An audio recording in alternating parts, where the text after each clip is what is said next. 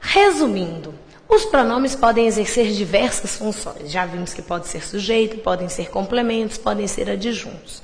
Claro que a sintaxe é mais à frente, mas nós já sabemos, por exemplo, que na primeira frase, o lhe completa o sentido de obedecer. Quem obedece, obedece a alguém.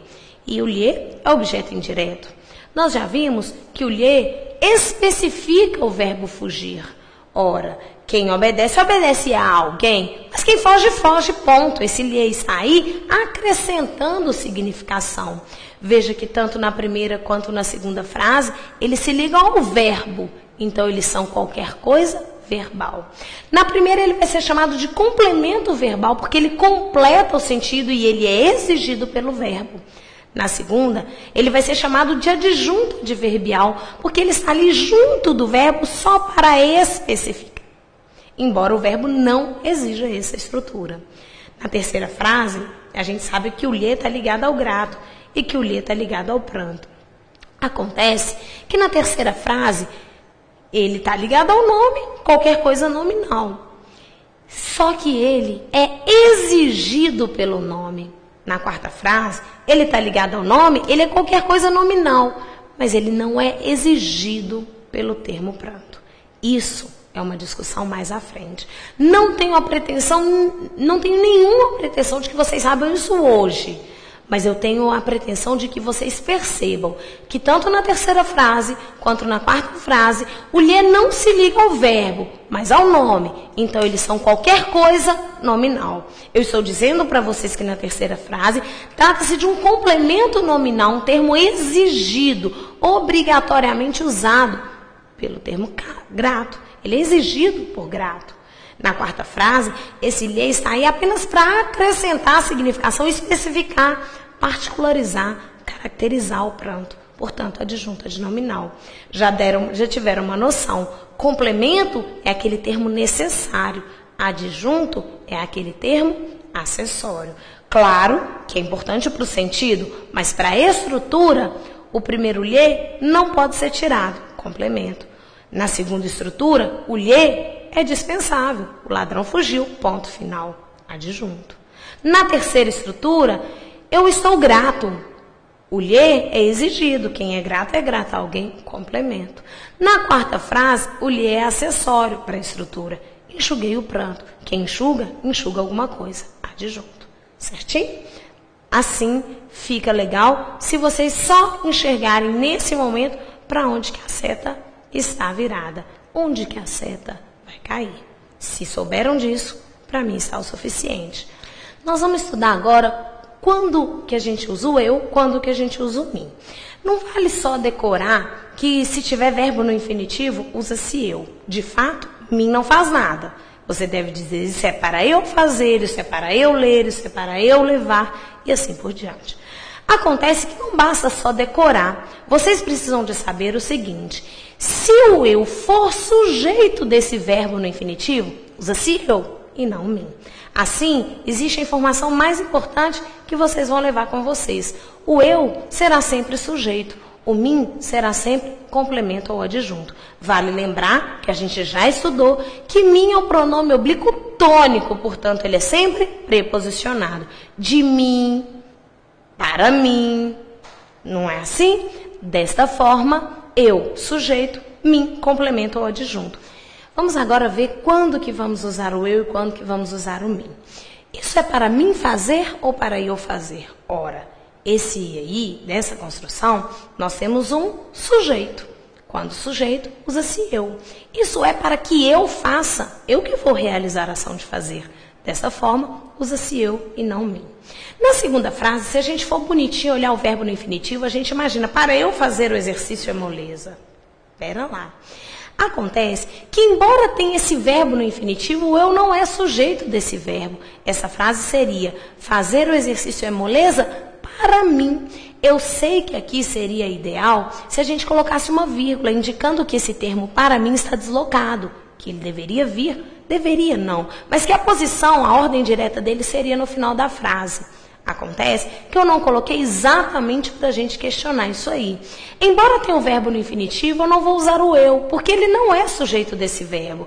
Aqui eu estou dizendo, para mim, na minha opinião, no meu ponto de vista, fazer o exercício é moleza. Sempre que der isso, na minha opinião, para mim, no meu ponto de vista, usa-se mim e não o eu. Vale lembrar que esse para mim está deslocado e que a frase na ordem direta seria fazer o exercício é moleza para mim. Final de frase, usa-se mim e não eu.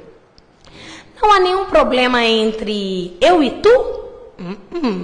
Eu e tu são pronomes retos e deveriam funcionar como sujeitos. Não tem nenhum verbo aí depois dos pronomes para que eles possam ser sujeitos.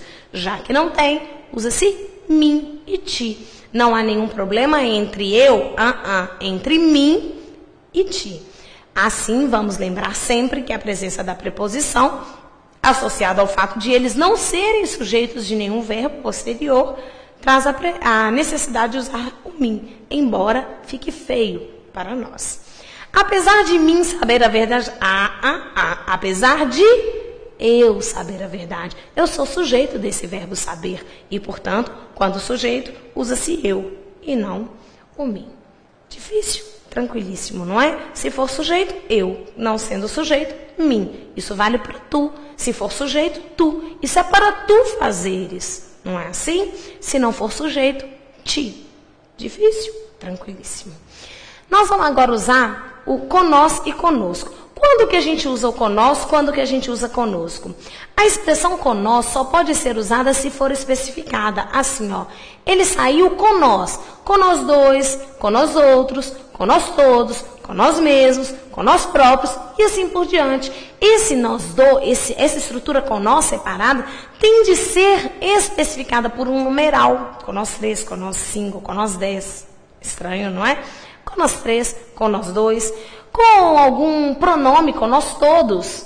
Sempre, a gente nunca pode, dentro de uma construção, falar, ele saiu com nós, dentro da norma padrão. Se você usar o com nós, tem que ser especificado por algum termo. Vale lembrar que você pode substituir essa estrutura com nós todos por conosco. Em vez de usar ele saiu com nós dois, ele saiu conosco. Pronto. Assim a gente evita a especificação e não traz nenhum prejuízo. Não é para decorar que no final de frase usa conosco, porque ainda que ele esteja invertido, conosco ele saiu. Eu devo usar conosco. Ainda que ele esteja no início da frase, eu vou usar conosco. O que você deve lembrar na hora da prova é, se for especificado, com nós dois, com nós mesmos, com nós próprios, com nós outros. Se não for especificado, conosco. Ainda que estejam em posições diferentes. Especificado, com nós dois, com nós mesmos, com nós próprios. Não especificado, conosco. Deu para perceber? A mesma coisa seria com vós e convosco. Ele saiu convosco. Ele saiu com vós outros. Seriam especificado com vós, não especificado convosco. Tranquilíssimo também. Vou entrar agora numa parte muito importante da gramática, que é o pronome reflexivo e pronome recíproco. Quando eu falo em reflexividade e reciprocidade, eu tenho um critério gramatical para avaliar. Mas além do critério gramatical, e o mais importante que eu quero que vocês levem para vocês, seria o critério semântico. Às vezes, um mesmo se pode ser reflexivo ou pode ser recíproco. O que vai determinar será uma análise eficiente do texto e da situação de uso. Quando eu falo ele se olhou no espelho, o verbo é olhar. Se eu fosse dividir essa frase em dois grupos, eu dividiria ele e se olhou no espelho. Ele seria o sujeito, se olhou no espelho o predicado. Alguém vai me perguntar, professora, por que você não dividiu logo antes do verbo? Ora, porque o se está ligado ao verbo. Vale lembrar que o se é um pronome oblíquo, portanto, complemento, está ligado ao verbo. Se eu dissesse para vocês, ele se olhou no espelho. Ora, o verbo olhar, ele tem acepção ampla. Quem olha, olha alguma coisa, ou olha alguém. Esse verbo precisa de complemento. Se eu disser para vocês que ele olhou-se, significa que ele olhou a si próprio, que olhou, dentro da norma coloquial, ele mesmo. Ele olhou e foi olhado. Esse se aí, ele vai ser chamado de pronome reflexivo. O que significa ser pronome reflexivo? Ora, O ele é um pronome de terceira pessoa. O se é um pronome de terceira pessoa. Ambos os pronomes se referem à mesma pessoa do discurso, terceira. E mais do que isso, o mesmo sujeito que realiza a ação, o ele, que olha, recebe a ação expressa pelo verbo, bate um reflexo. Ele olha e é olhado. Ele olha a si próprio. Isso é pronome reflexivo. É quando o sujeito, aí, dentro da construção, dá a ideia de que o sujeito age, realiza a ação e essa ação recai sobre ele próprio. Diferente disso aí, seria o pronome recíproco.